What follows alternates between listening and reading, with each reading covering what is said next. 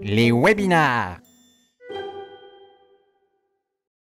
Bonjour à tous, bienvenue pour ce nouveau webinaire Imagineur. Donc, je suis Annabelle Launay, consultante marketing digital chez Imagineur. Et Pierre Ribocourt, chargé de marketing digital chez Imagineur. Donc, le sujet du jour, c'est faites de vos collaborateurs vos meilleurs ambassadeurs sur les réseaux sociaux. Donc, en d'autres mots, on va parler donc du nouvel Eldorado de la communication d'entreprise, dont on entend beaucoup parler en ce moment sous le nom de employee advocacy. Et donc, on va un peu décanter le sujet. On verra, on définira un peu ce que c'est donc l'employee advocacy, ou en français un programme de collaborateurs ambassadeurs. Ensuite, on abordera les prérequis essentiels à la mise en place d'une stratégie de collaborateur ambassadeur. Puis la démarche à mettre en place au sein de l'entreprise. Et enfin, on verra comment mesurer les résultats de cette stratégie. Donc c'est parti. Donc l'employee advocacy, donc on appelle aussi en français programme de collaborateurs ambassadeurs. Donc c'est une stratégie qui vise à faire de ses employés, donc des employés d'une entreprise, des porte-parole de la marque, de l'institution, de l'entreprise sur les réseaux sociaux. C'est-à-dire qu'ils vont représenter ou incarner cette marque. Donc en gros, c'est capitaliser sur le réseau personnel de chaque collaborateur de l'entreprise pour en faire un levier d'acquisition pour de la notoriété, des ventes, etc. Donc il y a deux caractéristiques à un programme de collaborateur ambassadeur, c'est qu'il est basé en grande partie sur les réseaux sociaux. Et quand on parle de réseaux sociaux, on parle des réseaux sociaux de chaque collaborateur, donc ses propres réseaux sociaux personnels. Deuxième caractéristique, c'est que ça nécessite la mise à disposition donc de contenu qualitatif pour l'employé qui pourra partager en son nom. Donc en fait, c'est leur donner du grain à moudre et leur donner des billes pour communiquer sur leur entreprise, pour incarner une marque, voilà. Et donc cette stratégie de collaborateur ambassadeur, elle peut avoir plusieurs objectifs. Ça peut être de développer sa notoriété, son image de marque, sa marque employeur, développer les ventes. Voilà. Il peut y avoir plusieurs objectifs. D'ailleurs, certains peuvent se recouper. Mais voilà. Donc, voilà, on a mis ce petit visuel qui permet un peu de montrer en quelques images l'intérêt d'une stratégie d'employé advocacy. En moyenne, chaque collaborateur d'une entreprise a environ 304 contacts sur ses différents réseaux sociaux. Donc, dans ces contacts, c'est plus de 90% qui connaissent pas forcément l'entreprise où ils travaillent, mais finalement, ces personnes-là peuvent être, enfin, dans ces personnes-là, il peut y avoir des prospects, des potentiels candidats ou des partenaires. Et par un calcul tout simple, si vous avez 50 collaborateurs dans votre entreprise, vous multipliez par 304 et vous avez une audience potentielle de presque 14 000 personnes. Voilà, pour illustrer un peu l'intérêt d'un tel programme. Et aussi, donc pourquoi c'est intéressant ? Parce qu'aujourd'hui, on se rend compte que la portée des publications organiques sur les réseaux sociaux tend à s'affaiblir. Parce que l'algorithme Facebook, parce qu'il y a de plus en plus de contenus qui sont distribués sur les réseaux sociaux. La solution facile, c'est de sponsoriser, enfin facile entre guillemets, mais c'est de sponsoriser ces publications pour qu'elles obtiennent plus de visibilité, donc de l'achat média. Hein. Mais justement, un programme de collaborateurs ambassadeurs, ça permet de pallier à cette baisse de portée en profitant donc de la portée cumulée de tous les réseaux sociaux de tous les collaborateurs. C'est intéressant aussi parce que les collaborateurs, ils vont pas du tout avoir la même manière de parler de l'entreprise. Ils vont utiliser leurs propres mots, leurs propres ressentis. Et de ça, il va se dégager quelque chose d'authentique et qui va permettre aussi générer plus de confiance en fait vis-à-vis de leur audience. C'est le troisième point, c'est que finalement les gens ont plus confiance dans le discours d'une personne qui va travailler dans une entreprise plutôt que le discours de l'entreprise elle-même. Et cette forme d'authenticité du discours, elle participe à ça. Enfin, la stratégie d'employé advocacy, ça repose sur une relation gagnant-gagnant. Même si effectivement l'objectif pour une entreprise, ça va être de développer sa visibilité, son image de travail, son image de marque, etc. Il faut quand même que les collaborateurs y trouvent un intérêt, sinon ça marche pas. Et donc cet intérêt, ils vont surtout le trouver dans les contenus. En fait, ça va booster leur profil parce que on va leur fournir de la veille, donc ça va améliorer leur connaissance sur le secteur d'activité. Ça va leur permettre de renforcer leur réseau professionnel du fait de partager beaucoup d'infos. Au bout d'un moment, ils vont se faire connaître. Donc ça booste leur profil professionnel et ça va accroître leur expertise sur un sujet aux yeux de l'externe. Et puis tout bêtement, du simple fait de leur faire confiance en leur permettant de parler, d'incarner leur entreprise, ça va les valoriser au-delà de leur simple poste, quoi.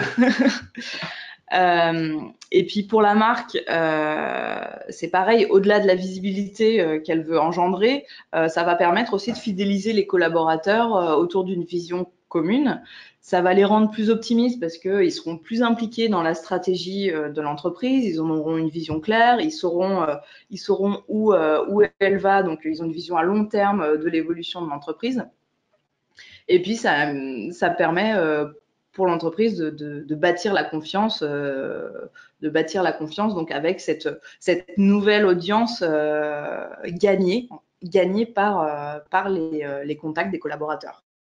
Bon, concrètement, quels sont les prérequis pour mettre en place une stratégie de ce type? La toute première, et c'est sûrement la plus importante, c'est la communication en interne.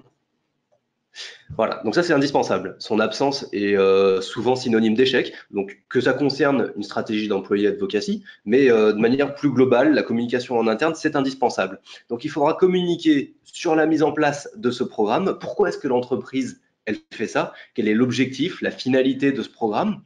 Ce que le salarié, lui, il va y gagner, donc c'est ce que vient de dire Annabelle, il gagne en expertise. L'entreprise peut également lui proposer une session de sensibilisation, des récompenses, etc. Mais ça, on va y revenir. Et la troisième chose, ce sont les valeurs de l'entreprise. Il faut communiquer sur les valeurs de l'entreprise de façon globale pour que chacun partage la même vision. Il faut que la culture d'entreprise soit vraiment implantée au sein de la boîte pour que tout le monde communique au sujet de l'entreprise de la même manière, que tout le monde ait la même vision. Oui, et puis Ouais, vas-y. Faut une vision commune. Enfin, voilà. il faut que les collaborateurs se sentent engagés dans l'entreprise, sinon ils n'auront pas envie de partager des choses, de partager des contenus. Voilà, c'est ça, il faut qu'ils se sentent impliqués. Donc en bref, il faut expliquer aux salariés les raisons pour lesquelles cette solution, ce programme, cette stratégie correspond à la culture de l'entreprise. La deuxième chose, il faut que les salariés se sentent bien au travail. Donc la participation des salariés, elle est volontaire. Ils n'ont aucune obligation de partager les contenus que vous leur proposez. Donc, il faudra d'abord s'assurer qu'ils évoluent dans un environnement qui est propice et qu'ils se sentent bien dans l'entreprise. Sinon, il n'y a aucune raison qu'ils communiquent au sujet de l'entreprise. Pour ça, vous pouvez penser à toutes ces grandes compagnies américaines, Google, Facebook, etc. Toutes ces entreprises où il est communément admis qu'il fait bon vivre là-bas. Il fait bon travailler. Ils ont des restaurants gratuits, des salles de pause, services de conciergerie, les employés reçoivent régulièrement des formations, etc. Bon, on n'a pas tous les moyens d'être Google et Facebook, mais il n'empêche qu'il y a des bonnes idées à récupérer et à appliquer dans son entreprise à nous, dans notre entreprise à nous. Mais le résultat, en tout cas, c'est qu'une entreprise qui fait des efforts pour ses salariés, eh ben, les salariés, ils en parlent. Et ensuite, les candidats se bousculent à l'entrée parce que du coup, ça fait envie. La deuxième chose, il faut être capable de produire des contenus qui se détachent du discours de marque. Donc, pour ça, il faut oublier l'autopromotion classique. Moi, je. Votre entreprise, elle doit être capable de produire et de fournir des contenus à forte valeur ajoutée pour vos salariés, mais aussi à forte valeur ajoutée pour leur audience. La démarche, elle est un peu identique à celle qui est utilisée en inbound marketing ou brand content. C'est qu'aujourd'hui, ce qui fonctionne sur Internet, Ce sont les contenus en eux-mêmes. Si vous produisez des contenus qui sont intéressants, vos collaborateurs vont avoir envie de les partager parce que ça les met en valeur. Quelques exemples, vous pouvez proposer de la veille ciblée, donc ça c'est utile pour vos salariés, mais aussi l'audience de vos salariés. Vous pouvez partager des événements, des webconférences, des webinars, des articles de blog aussi, les livres blancs, ça marche très très bien, les livres blancs, si vous avez de l'expertise, n'hésitez pas à la partager. Tout ce qui est offre d'emploi aussi, ça se partage beaucoup, etc. Et d'ailleurs, les contenus, enfin, si vous avez déjà mis en place une stratégie d'inbound marketing ou de brand content, ces contenus-là que vous avez peut-être créés pour une audience externe, ils peuvent servir aussi à votre programme de collaborateurs ambassadeurs. Ça peut reposer dessus aussi. Voilà. Alors, il ne faut pas oublier que c'est un programme qui repose sur le volontariat, je l'ai dit, mais je le répète, on n'a rien sans rien. Et vos salariés n'ont aucune obligation de relayer votre image. Donc, votre entreprise, elle doit être prête à accepter la mise en place d'une relation gagnant-gagnant avec ses salariés. Et ça va nécessiter des efforts de la part de l'entreprise, déjà pour créer les contenus, parce que créer des bons contenus, ça demande du temps. Mais il va également falloir proposer des formations en interne, donc des campagnes de sensibilisation, des sessions de sensibilisation, etc. Et surtout, accepter de donner la parole aux salariés et de leur faire confiance. Mais ça, on l'a vu et on y reviendra encore. Donc, en récapitulatif, pour mettre en place cette stratégie, il faut communiquer sur la culture d'entreprise en interne pour fidéliser les collaborateurs et augmenter le niveau de fierté, être capable de produire des contenus à forte valeur ajoutée, avoir un discours commun sur les ambitions de l'entreprise, donc une culture d'entreprise, et mettre en place une relation gagnant-gagnant avec les salariés. Et encore une fois, c'est du volontariat. Les comptes des collaborateurs, ils leur appartiennent, ce ne sont pas ceux de l'entreprise. Donc du coup, il faut qu'ils jugent les contenus pertinents pour pouvoir les partager. Alors, si votre entreprise elle est prête à faire tout ça, comment est-ce qu'on la met en place, cette stratégie? La première chose à faire, c'est une sensibilisation aux bonnes pratiques sur les réseaux sociaux. Parce qu'aujourd'hui, face aux réseaux sociaux, tous vos collaborateurs, ils ne sont pas égaux. Ils n'ont pas la même expertise. Ils n'utilisent pas les réseaux sociaux de la même manière, pas à la même fréquence. Et ça, il faut le respecter. Mais le respecter et leur donner de la liberté, ça ne veut pas dire qu'ils peuvent faire n'importe quoi. Donc pour ça, vous pouvez offrir une session de sensibilisation à vos collaborateurs, donc une sorte de mini-formation sur les bonnes pratiques sur les réseaux sociaux. Donc pour ça, une agence peut vous aider. Ça sera bénéfique à vos salariés d'un point de vue personnel, parce que du coup, ils vont s'améliorer sur leur utilisation de LinkedIn, etc. Et ça va leur permettre de rayonner et de faire rayonner l'entreprise. Mais cette session, elle doit tout de même être créée en fonction des objectifs de l'entreprise pour ses collaborateurs sur les réseaux sociaux. Mais en tout cas, ce qu'il faut retenir, c'est qu'il vaut mieux dépenser des ressources pour former vos collaborateurs plutôt que pour essayer de les contrôler. Également, deuxième chose, il faut créer une charte de bonnes pratiques et de recommandations. Donc la petite session de sensibilisation, c'est très utile, mais nous recommandons également la rédaction d'un guide destiné à un usage interne et qui contient les éléments suivants. Comment tirer, par exemple, le meilleur parti des réseaux sociaux, comment se démarquer professionnellement, donc notamment sur LinkedIn, comment communiquer au sujet de son entreprise, qu'est-ce que j'ai le droit de dire, qu'est-ce que j'ai pas le droit de dire, comment réagir en cas de critique, s'il y a des gens qui commencent à m'attaquer, qu'est-ce que je dois faire, comment se protéger soi-même, sa famille, son entreprise, et plein d'autres choses, plein de petites astuces. Ça, c'est un exemple. Ça, c'est une page du guide des bonnes pratiques d'Orange. Donc là, on a 10 bonnes pratiques très claires à respecter. Nous, on a trouvé qu'il était très bien fait. Et vous avez le petit encart, comment réagir face aux attaques contre la marque. Donc, qu'est-ce qui se passe s'il y a des trolls qui se mettent à me répondre alors que moi, j'ai partagé quelque chose au sujet de mon entreprise? Est-ce que je dois me défendre? Est-ce que je dois leur répondre? Qu'est-ce que je dois faire? Enfin, en tout cas pour continuer, il faut désigner un référent dans l'entreprise. Donc ça, c'est important aussi. Il faut désigner un responsable vers lequel les collaborateurs peuvent se tourner pour s'informer, par exemple, sur les bonnes pratiques, s'ils ont une question. En cas de crise, s'il y a des trolls justement qui se mettent à leur répondre, ou tout simplement pour avoir un retour sur les performances du programme. On y reviendra, mais en tout cas, c'est très important de communiquer sur les résultats de la stratégie pour fidéliser les collaborateurs et les encourager à poursuivre la stratégie. Également, les contenus. Très important, les contenus. Chaque ambassadeur ne sera pas forcément intéressé par les mêmes choses. Vous avez des gens qui font du web marketing, des gens qui font du développement, de la gestion de projet. Ils n'ont pas forcément les mêmes centres d'intérêt et les mêmes expertises. Et c'est normal. Donc pour ça, il va falloir varier les contenus que vous proposez pour que chacun y trouve un intérêt. Également, il faut varier les contenus sur le thème, mais également sur le contenu en lui-même.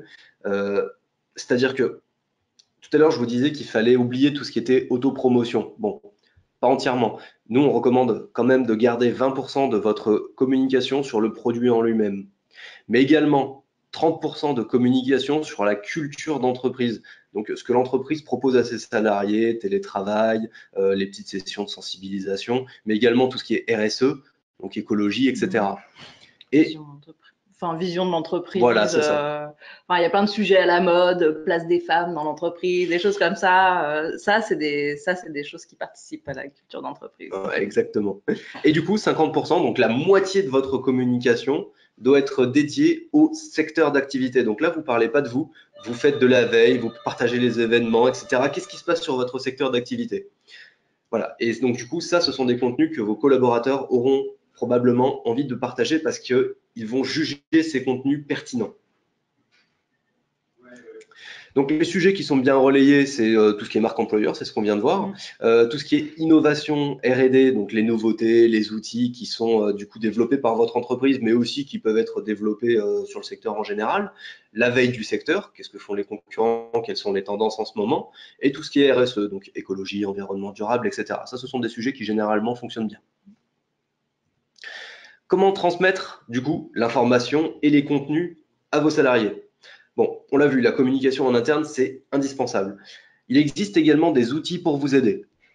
Il existe des plateformes dédiées à l'employé advocacy. Donc là, par exemple, l'entreprise AXA, elle utilise l'application Elevate de LinkedIn et elle a formé ses collaborateurs à l'utiliser. Donc Elevate, c'est une plateforme sur laquelle les collaborateurs peuvent retrouver tous les contenus proposés par l'entreprise et ils peuvent les partager très facilement.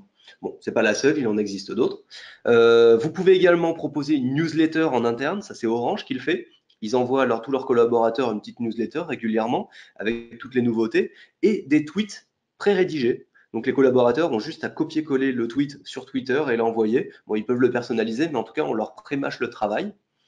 Également, il faut que l'entreprise communique sur ses réseaux sociaux à elle, parce que si l'entreprise propose des contenus sur ses réseaux sociaux, et ben, les collaborateurs pourront les récupérer plus facilement et les partager. Et en dehors de tout ça, le simple fait de mettre en place un outil de curation de contenu, un Drive, un NAS, bon bah voilà, vous mettez les contenus dessus, les salariés peuvent y avoir accès, ça peut suffire. Mais en tout cas, ce qui est indispensable et très important de se rappeler, c'est que vos salariés n'ont pas à faire d'efforts pour récupérer les contenus. Il faut que les contenus arrivent à eux très facilement.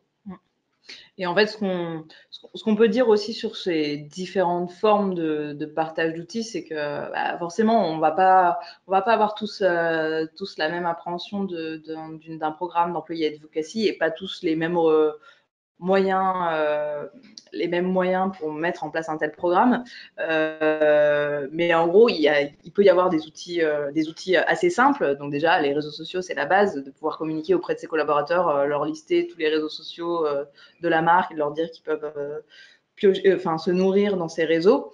Il y a des outils très simples aussi de curation de contenu comme Scoopit ou d'autres, des drives. Voilà, ça on va dire que c'est des solutions relativement simples à mettre en place pour nourrir les collaborateurs. Après, effectivement, on peut aller beaucoup plus loin dans la mise en place de ce programme, notamment avec des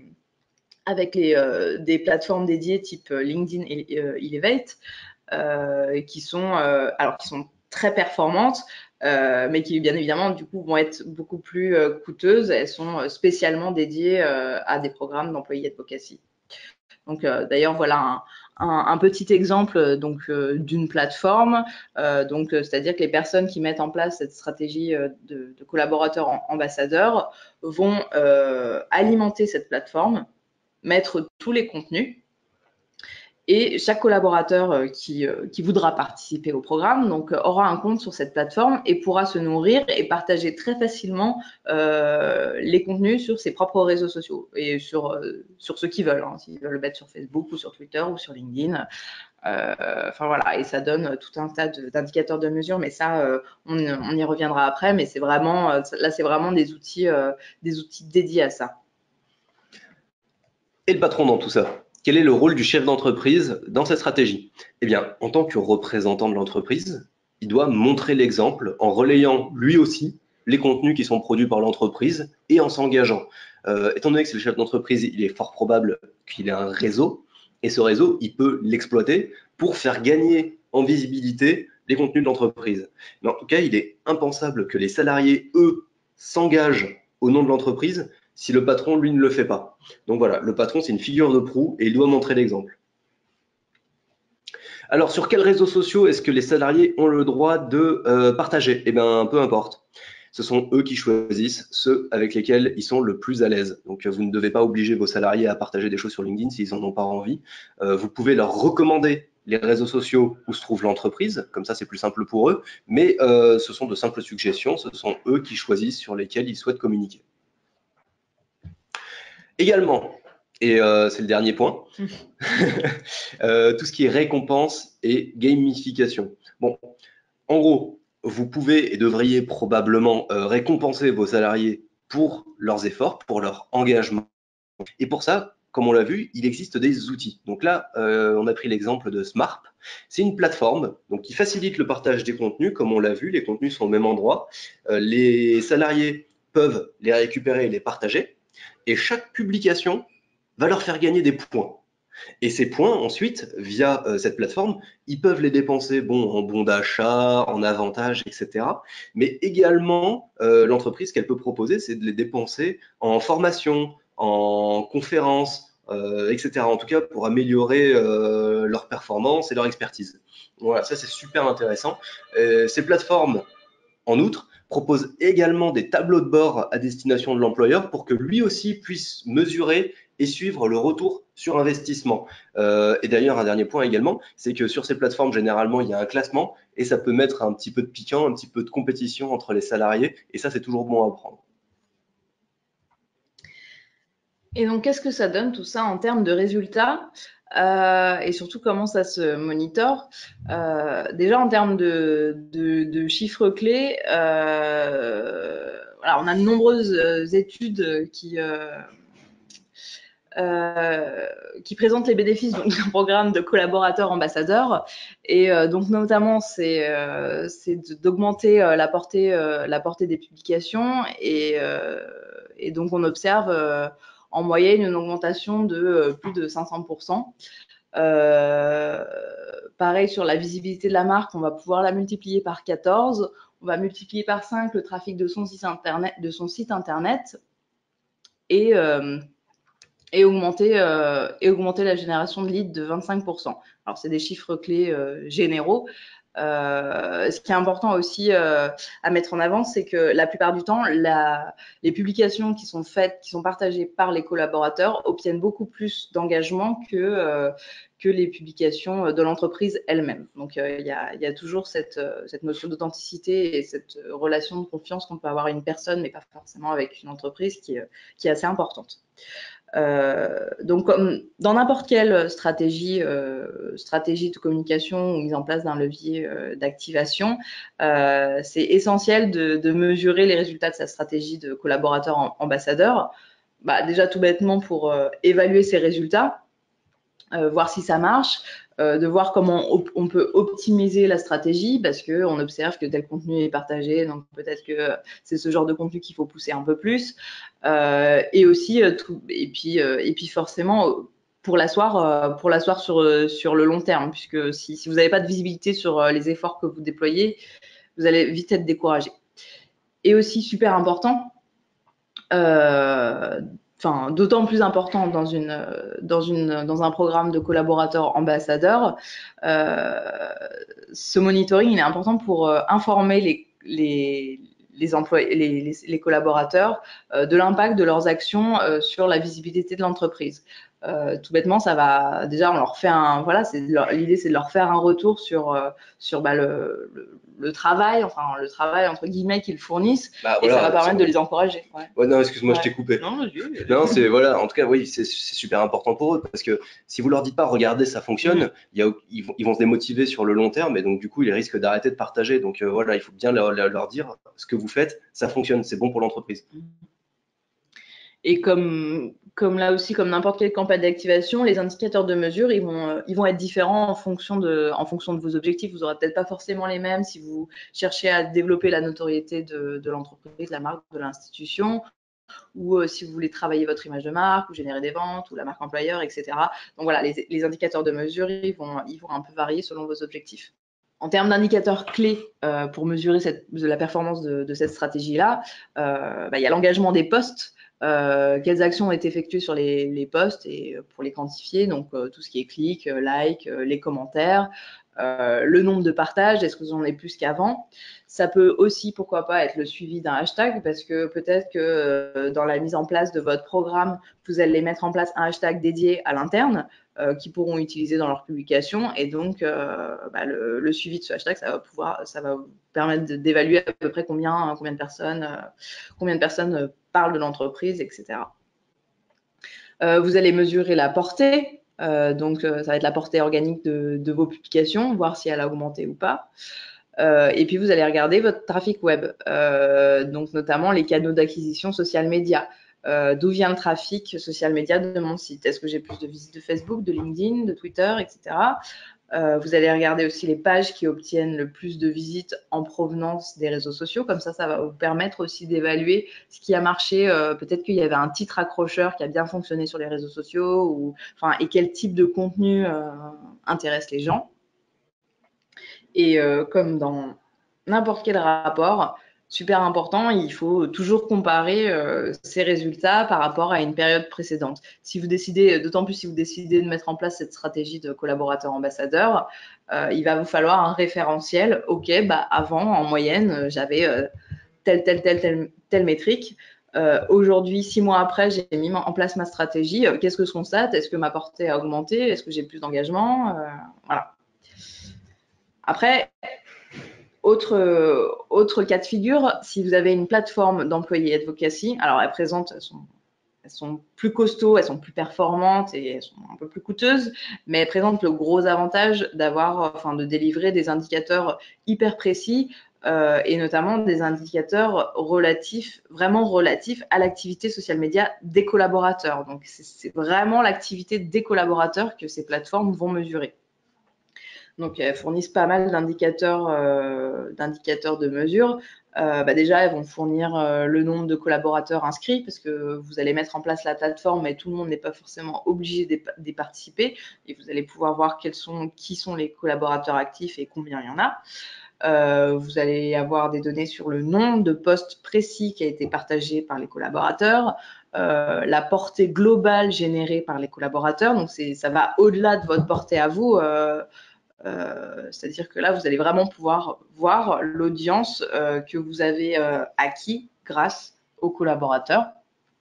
Comme en parlait Pierre aussi, ces plateformes, elles offrent des systèmes de gamification. Donc, vous allez avoir des espèces de tableaux de leaders qui sont les collaborateurs qui ont les plus grosses communautés, qui est-ce qui récolte le plus d'engagement sur ces publications, qui est-ce qui partage le plus, voilà.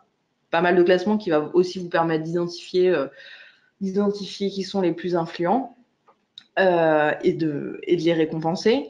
Voilà, donc vous avez vraiment énormément de métriques sur ces plateformes, le taux d'engagement des publications de chaque collaborateur, les clics qui ont été effectués vers les sites web, les réseaux sociaux où les collaborateurs participent le plus. Et voilà. Là, c'est l'avantage, c'est que tout est centralisé et ça concerne vraiment les collaborateurs, ce qui est beaucoup plus difficile à évaluer, sans un outil comme ça. En tout cas, c'est toujours compliqué de séparer la part d'engagement obtenue des collaborateurs, de la distinguer de l'engagement obtenu du reste de l'audience. En tout cas, quand on n'a pas une plateforme comme ça. Donc, le webinaire arrive à sa fin. Ce qu'on peut retenir d'un programme d'une stratégie de collaborateur ambassadeur en 5 points clés, c'est que donc l'objectif, c'est d'obtenir plus de visibilité pour une entreprise, une marque ou une institution, tout en fédérant les collaborateurs autour d'une vision commune. Donc, c'est vraiment une relation gagnant-gagnant. Il faut que l'ensemble des parties prenantes y trouvent un intérêt. c'est que la culture d'entreprise, c'est indispensable avant de mettre une stratégie de collaborateurs ambassadeurs en place. C'est que l'accompagnement des collaborateurs va vous aider est un facteur clé de succès pour la mise en place d'un tel programme, donc via la sensibilisation, la charte de bonne pratique, avoir un référent. Les contenus, comme d'habitude, restent au centre et restent le nerf de la guerre. C'est ce qui va guider un peu votre stratégie, ce qui va nourrir vos collaborateurs. Et enfin, la mesure des résultats est là aussi indispensable pour faire perdurer sa stratégie et pour donner un retour aux collaborateurs de l'impact de leurs actions. Donc, voilà, le webinaire est terminé. Merci beaucoup d'y avoir assisté. Actuellement, donc on n'a pas de questions. Si vous avez des questions, vous pouvez utiliser donc le module à disposition dans le logiciel pour nous demander quelque chose. On sera un plaisir d'y répondre. Voilà. Et puis si ça vous vient pas là maintenant, à la limite vous avez nos coordonnées et vous pouvez nous envoyer un petit mail. Si vous avez des idées aussi de thèmes que vous aimeriez qu'on traite, d'ailleurs celui-ci en fait nous avait été donné lors d'un précédent webinaire et c'est vrai que le sujet nous parlait beaucoup. Ouais. Donc voilà, on est toujours à l'écoute et on serait ravis de le traiter. Ah, bonjour, j'ai une question. Ah. Alors attends, est-ce que tu peux le mettre en plus grand? Yes. Bonjour, j'ai une question. Alors, quel est l'outil que vous proposez pour le partage de contenu? Alors, le partage de contenu en termes de plateforme vraiment dédiée à l'employé advocacy ou pour quelque partager les contenus en général de curation? Je sais pas. Après, en termes de plateforme, il y en a vraiment énormément. Curation. En curation, il y a Scoopit. Ça reste un bon élément, reste un outil de curation de contenu. Oui, tout simplement. Après, il existe énormément de plateformes. Certaines sont gratuites, mais voilà, Scoopit, ça reste pas mal. Après, vous pouvez, mais c'est un peu plus, ouais, il y a toujours les agrégateurs de flux RSS, mais c'est un peu moins pratique pour du partage social média derrière. Ah, vous parliez de Smart. Alors Smart, c'est vraiment une plateforme,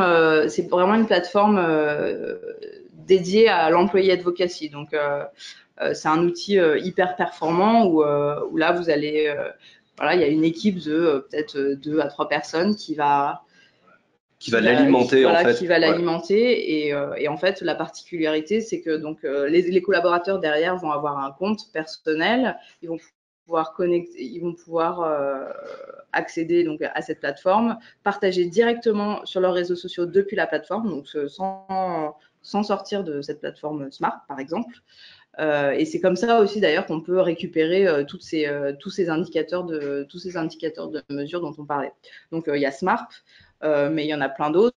Il y avait l'application Elevate de LinkedIn dont on a parlé. Il y a Elevate de LinkedIn, il y a Everyone Social, il y a Sociable, il y en a vraiment. Il y en a beaucoup. Il y en a vraiment énormément. En France, c'est vrai que bon, il y en a quelques-unes qui reviennent assez souvent, Sociable notamment. Voilà. Et ça, par contre, donc ces plateformes-là, il n'en existe pas de gratuit. Ou alors j'ai loupé quelque chose, mais il n'en existe pas de gratuite. Voilà, c'est des plateformes payantes.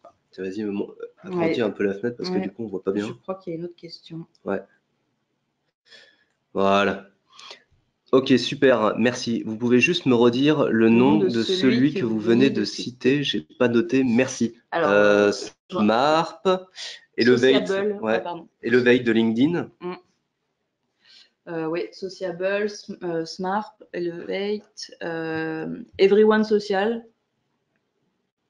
Voilà, quelques-unes. Mais après, oui, avec une petite recherche Google, on en trouve assez facilement plusieurs. Et bon, après, de toute façon, donc on va vous envoyer De rien. Alors, on va vous envoyer Le support. voilà, le support et le replay du webinaire. Et dans le replay, on mettra les réponses aux questions. Voilà. Donc, on mettra les plateformes. Voilà. Est-ce que vous avez d'autres questions? Donc sur les outils ou tout simplement un thème que vous avez envie qu'on traite dans le prochain webinaire? C'est vrai que du coup, si on peut traiter des thèmes qui vous intéressent, c'est quand même plus sympa. Bon, il n'y a pas d'autres questions. Bon, si ça vous vient, Ouais. n'hésitez pas à nous envoyer un mail, vous avez nos coordonnées. Mm. Et nous, de notre côté, on vous envoie le replay et le support. Ok. Ben, merci beaucoup. Merci à tous. Et Merci. puis, à bientôt pour le prochain webinaire. Bonne journée à tous. Bonne journée.